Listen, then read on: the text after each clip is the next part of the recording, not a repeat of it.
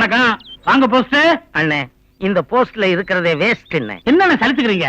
வேற ஒண்ணும் இல்லண்ணே, நீங்களும் ஒரு தமிழன், நானும் ஒரு தமிழன். அதனால என்ன? இல்ல, நேர்மையா ஒழுக்கமா இருக்கணும்னு நினைக்கிற எனக்கு எப்பவுமே என்ன பிரச்சனை?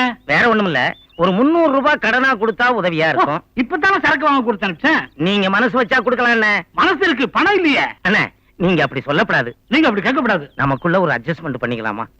உங்களுக்கு ஒரு 300 ரூபாய் மணி ஆர்டர் வந்திருக்கு. பணம் கொடும். இந்தாரும், கையெழுத்து போடும். என்ன பாக்குறீங்க? பணத்தை வாங்காம கையெழுத்து போட்டதா என் சரித்திரத்திலே கிடையாது. அதுதானே எனக்கும் பிரச்சனை.